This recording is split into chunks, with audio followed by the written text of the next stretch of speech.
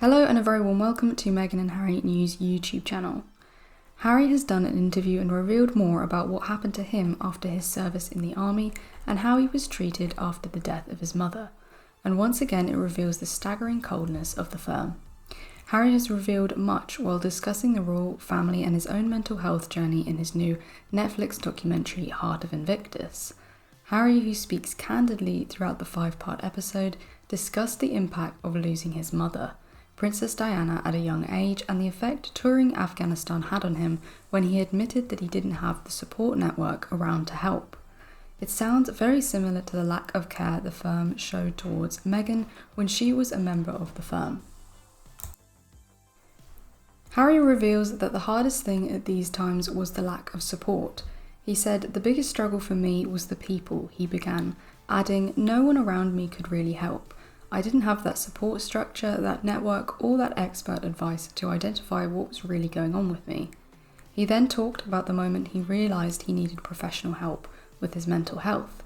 "Unfortunately, like me, the first time you really consider therapy is when you're lying on the floor in the fetal position, probably wishing that you'd dealt with some of this stuff previously, and that's what I really want to change." Earlier on in the documentary, Harry then opened up about his tour of Afghanistan and what impact that had. "My tour of Afghanistan in 2012, flying Apache somewhere, after that there was an unravelling, and the trigger to me was actually returning from Afghanistan, but the stuff that was coming up was from 1997, from the age of 12. He added, "Losing my mum at such a young age, the trauma that I had, I was never really aware of it, was never discussed, it was suppressed. I never really spoke about it like most youngsters would have done. But then when it all came fizzing out, I was buzzing off the walls. I was feeling everything rather than being numb." Harry also made an appearance at a cinema Netflix planned us screeners for this week that Archwell partnered on. Harry wanted to surprise the audience and spend time with veterans in San Diego. Harry told the audience, "Tonight you guys get to see Heart of Invictus, which has been the last 2 years in the making, sooner than anybody else, so it will be coming out on Wednesday. You guys get to watch it tonight, or at least 2 episodes to whet the appetite for the rest of it." The toxic media are of course saying how Harry is once again attacking the firm, when we all know that all the problems stem from them and the way they carry on, and the international orchestrated smear campaign that has been launched against them. Let us know your opinions in the comments below.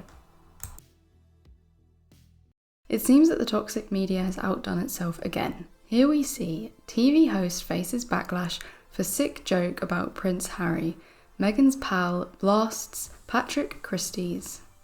Sick Prince Harry joke from TV host sparks reaction from Meghan's pal Omid Scobie and others. It says Omid is Meghan's pal. I don't think that is quite true, but the tabloids do seem to like to put that idea out there. Anyway, it says TV presenter Patrick Christie's has sparked fury with his joke during an interview with royal correspondent Charles Ray about the Duke of Sussex and his plan to return to the UK.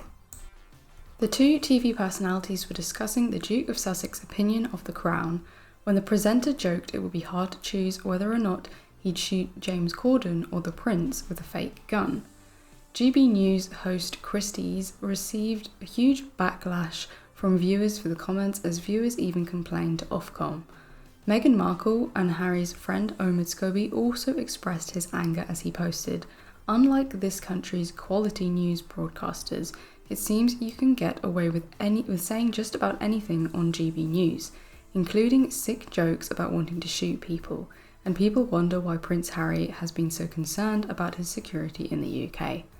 Now, this comes from GB News, who put out negative content about Meghan and Harry every day.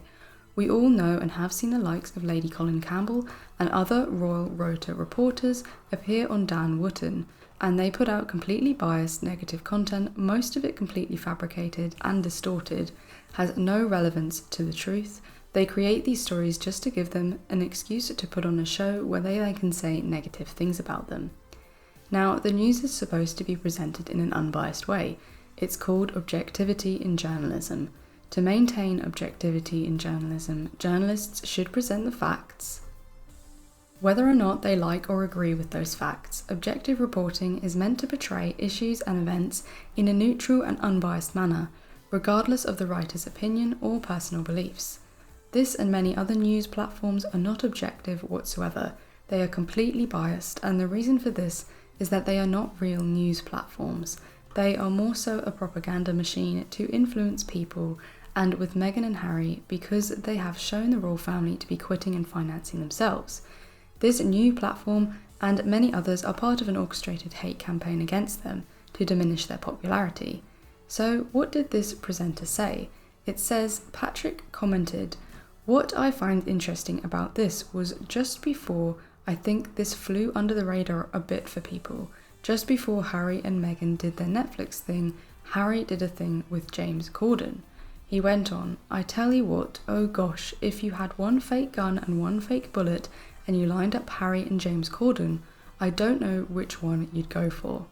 Charles laughed at the comment as Patrick continued, and he was saying to him, "How do you feel about the crown?" And he said, "Well, I like the crown. I don't mind the crown because it's obviously not real." He was having a pop at people doing news broadcasts and slamming them and presenting certain things as facts. And I thought, that's not really true, is it, Harry? I mean, it's become obvious why he said that shortly afterwards, because he signed a multi-million-pound deal with Netflix and The Crown is on Netflix. However, the comments sparked reactions from the viewers who took to X, formerly Twitter, to share their disgust. One wrote, "Will at Ofcom act or sit on its hands and indulge GB News hate speech yet again? Clear breach of its code. Anyone can complain, only takes a few minutes. This is disgusting," another viewer tweeted, while one posted, "At Ofcom, this is shameful and dangerous." Shameful and disgusting is absolutely correct. Let me know your opinion in the comments. A story going about today suggesting that Meghan may be opening a new social media account. So let's take a look at this story. Meghan Markle will open a new Instagram profile and forget about the restrictions of the British Crown. The new direction that Meghan Markle's life will take. So as stated on here, these stories you have to take with a pinch of salt. Most of them are nonsense. It reads, "In an exciting twist, it has been revealed that Meghan is about to revolutionise Instagram with a spectacular project that has generated great excitement amongst her thousands of fans. According to international press sources, Meghan Markle has been working on creating a new Instagram profile that aims to form a community of followers committed to accompanying her in all her projects. The profile in question goes by the name @Meghan, and although it already has a follower base, it has not yet been activated. The Mail on Sunday is saying that she will be charging $1 million per post. Meghan Markle's $1 million a post Instagram payday.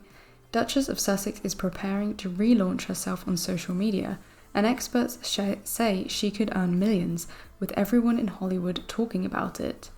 Now, both of these publications are useless, write stories that amount to nothing, and I'm going to assume that this story is also nonsense. Now, of course, Meghan did have a large social media following before marrying Harry and getting involved with the royal family. Prior to her 2018 marriage to Prince Harry, Suits actress, Meghan's personal Instagram following stood at more than 3 million, while tens of thousands of fans signed up for her now defunct lifestyle blog, The Tig. Meghan first announced she was planning a return to Instagram in an interview with The Cut last year, telling writer Alison P. Davis, "Do you want to know a secret? I'm getting back on Instagram." Now, this account that they are talking about, I don't think this is the one, and I'm surprised that they would entertain the idea of starting another social media account. I don't know, what do you think? Let us know in the comments. Do you think Meghan should start a new Instagram account? If you remember, their Sussex royal account was targeted by an army of trolls, and it was shown very clearly that this was an organised attack by a great number of online people, which I believe was linked to the same organisations behind the international toxic media smear campaign. New York Times ran an article about how bots were employed on the royal accounts, how they were used to attack Meghan and Harry's account, but used to increase activity on William and Kate's account. It was all fake. Most of social media is fake, And with this all going on, I wouldn't think it's something that Meghan and Harry could be bothered with having to deal with. It's not like they need the extra publicity or of a social media account. As soon as they walk out their front door, they have the media chasing after them. They don't really need it, so why bother with the hassle? That's my opinion. So let me know yours in the comments below.